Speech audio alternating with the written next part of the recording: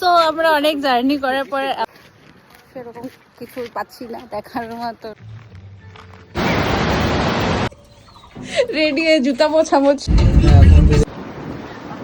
Hello everyone, আমি Subhashree and welcome back to my another blog. কেমন আছো তোমরা সবাই? আশা করছি ভালো আছো, আমিও খুব ভালো আছি। আর নতুন একটি ব্লগ নিয়ে চলে আসলাম।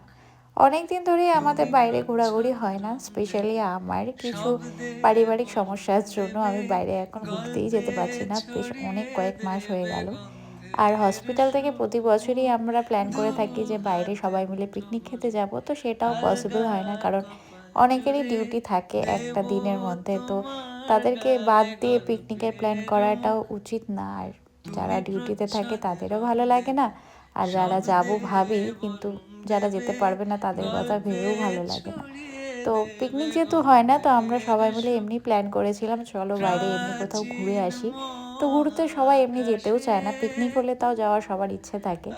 তো কয়েকজন মিলেই ঘুরতে গেছিলাম আমরা সেদিন। প্রথমেই চলে গেছিলাম লাটাগুড়ি। লাটাগুড়িতে গিয়ে মহাকালে একটু দাঁড়িয়েছিলাম, ওখানে প্রণাম করে নিলাম, ঠাকুরের দর্শন করে নিলাম সবাই মিলে।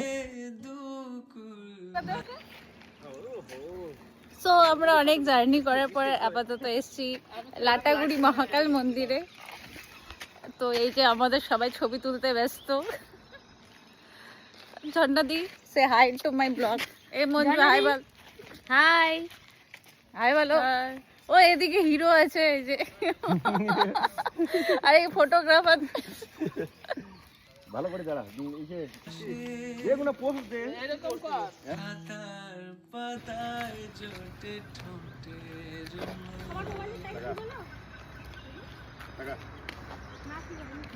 তারপর কিছু দূর এগিয়ে যেতে দেখা হয়ে গেল এদের সাথে। সামনাসামনি এত কাছ থেকে হাতি দেখতে কিন্তু বেশ মজা লাগে, কি তাই না? তারপরে আমরা ব্রেকফাস্টের জন্য দাঁড়িয়েছিলাম একটা হোটেলে। সবাই ভেবেছিল লুচি বা কিছু খাবে, তো তারপর গ্যাসের সমস্যা হয়ে যাবে সেটা ভেবে সবাই মিলে ধোসা অর্ডার দিয়ে দিয়েছিলাম। সবাই ধোসাই খেয়েছি। আর তারপর সোজা আমরা রওনা দিয়ে দিলাম বিন্দুর উদ্দেশ্যে। দু হাতে মুঠো ভরে আলগা কপাল জুড়ে দেব তোমার গালে তারপর ম্যাপ গল্পের দেখতে দেখতে যাচ্ছিলাম বিন্দুর দিকে। আর বিন্দুতে যাওয়ার আগেই অ্যাপেল স্টোন বলে একটি জায়গা আছে, ওই জায়গায় এই যে এই পাথরটা, এই বড় পাথরটা অ্যাপেলের আকৃতির বলে সেই জায়গাটার নাম হয়েছে অ্যাপেল স্টোন। এই তো বিন্দুতে দেখতে দেখতে পৌঁছে গেলাম। আর পার্কিংয়ে গাড়িটা পার্ক করে আমরা নিচের দিকে যেতে দেখলাম এখানে কিছু রিসর্ট, রিভার ক্যাম্প, এগুলো ডিটেলস দেওয়া আছে। তো ভাবলাম তোমাদের সাথেও ছোট্ট করে শেয়ার করে দিই।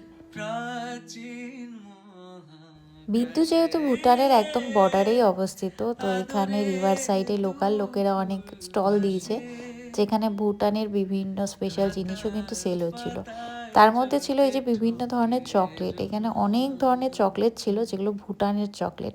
তো ওরা বারবার কিন্তু রিকোয়েস্ট করছিল যে ট্রাই করার জন্য। আলগা কপাল জুড়ে তোমার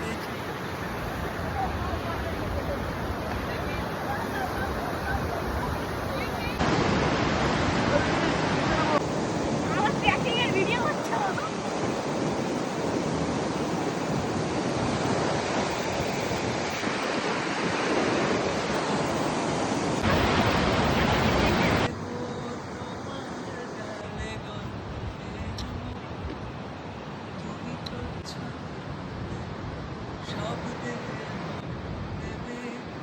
বিন্দুতে আমরা গল্পের প্রায় অনেকটা সময় ছন্দে কাটিয়েছিলাম, খুব ভালো এক্সপিরিয়েন্স ছিল, বিন্দুটা খুব ভালো লেগেছে। এবার আমাদের নেক্সট ডেস্টিনেশন ছিল ঝালং।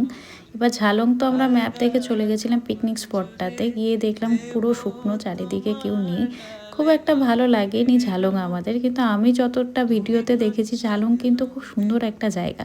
যাই হোক, আমাদের হয়তো মিস হয়ে গেছে। তো আমরা এখন চলে এসেছি ঝালংয়ে, ছড়িয়ে বাট দেবে সেরকম গন্ধের কিছু সুর পাচ্ছি না দেখার মতো, নদীও শুকিয়ে গেছে। প্রাচীন একটা বুদ্ধ টেম্পল দেখলাম, যাই একটু ঘুরে আসি। আদরের এই যে সেই টেম্পল, দুকুল ভাসে লোকজন আসছে। তো প্রাচীন আমরা উপরে চলে আসলাম এই স্ট্যাচু দেখার জন্য। আরে না, ঝালং খুব সুন্দর রে, অনেক ইয়ে আছে। ভাসে বরফ পড়ুক।